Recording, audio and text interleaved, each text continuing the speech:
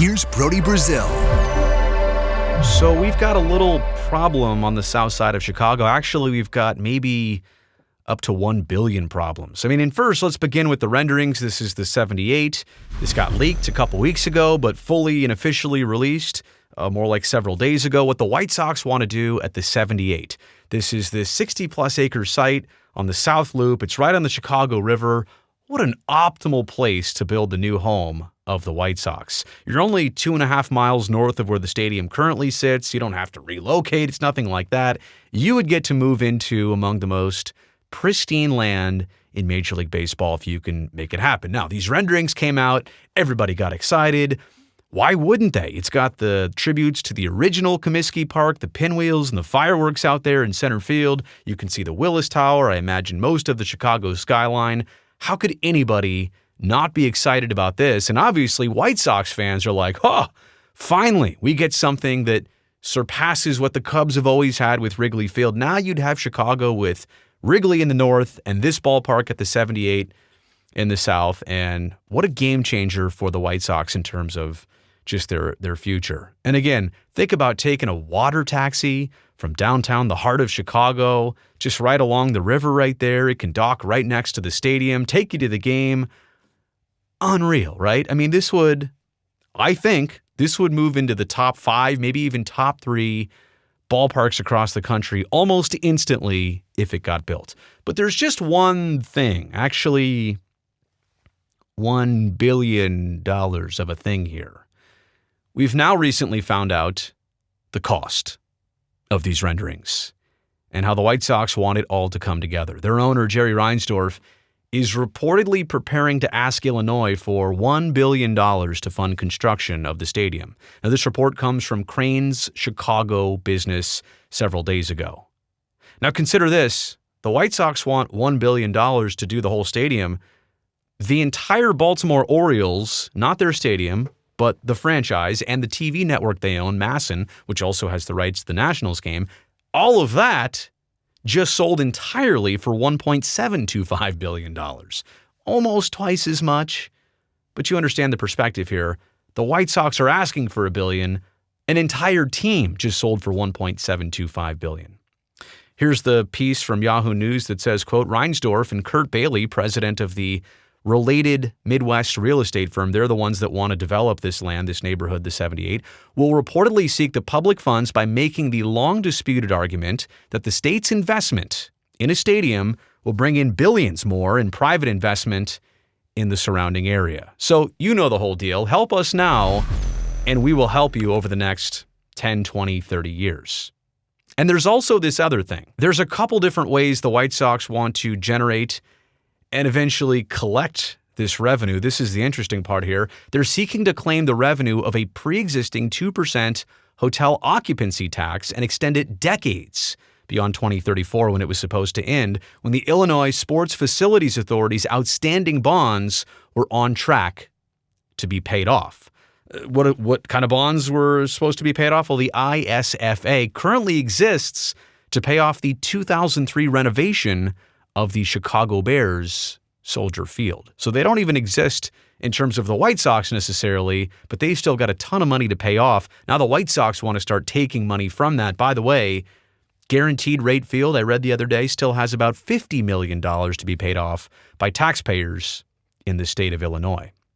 There's also this.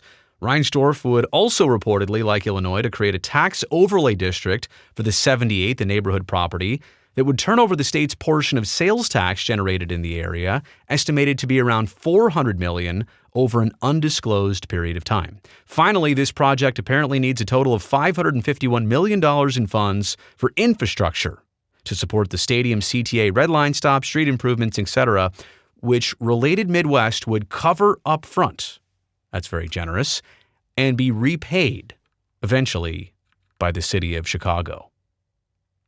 And this is kind of a glimpse at history, isn't it?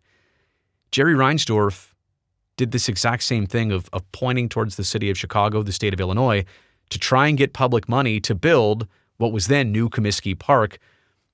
He bought the team for $19 million in 1981, but by 1988, it was June of 1988, that infamous meeting where Chicago approved a stadium deal literally in the 11th hour. I believe reports say it actually happened past the midnight deadline. Like they broke the rules to pass this stadium approval for what eventually now is Guaranteed Rate Field.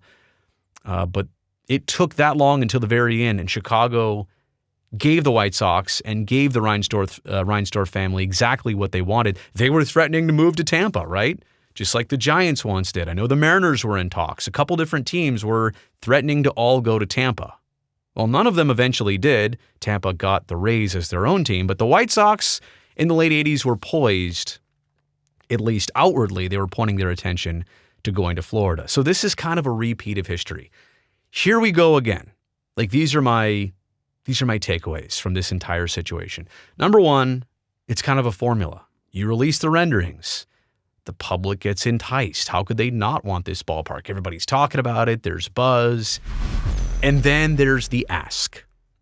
And the ask is for a lot, like $1 billion, to the point that how much would this site generate in 5, 10, 15, 20 years? How much would it truly be worth? Does Chicago even have, or Illinois even have $1 billion to throw at a stadium project like this?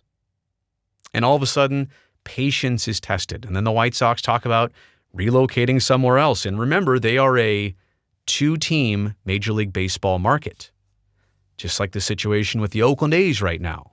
And Major League Baseball has obviously backed the A's endeavors and interests in exploring relocation and kind of having free reign of wherever they might even play temporary interim years.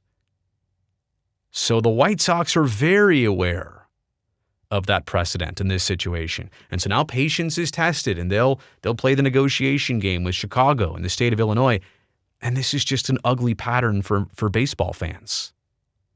If you're a White Sox fan, you just want them to stay. Number one, do you really need to replace Guaranteed Rate Field? I mean, it's 30-something years old. It's aging, and it could use something different. It wasn't great to begin with. But are we going to start talking relocation? And if the White Sox don't get their way, what happens here, the threats? This is an ugly pattern for Major League Baseball. That number one, a stadium only lasts a couple decades. Number two, a team uses that as leverage to ask for an unreal amount of money that may or may not happen. That's not an easy amount by any means. And Chicagoans on the south side, I mean, I fear for them what the next 3 and 5 years look like if that 78 project doesn't start coming together for them, and if this doesn't get worked out somehow, some way. And I'm not saying it has to work out that way, that Jerry Reinsdorf is apparently preparing to present. But you can see how things are being laid out here. The groundwork is being laid out. I just hope it works out great for Chicago fans one way or another. You've made it here to the end of the video. You know I appreciate that. Thumbs up down below since you've made it to the end. And if you're just watching me in this channel for the very first time, I appreciate it. I'm glad you found me. Make sure you subscribe so I can definitely see you back here next time.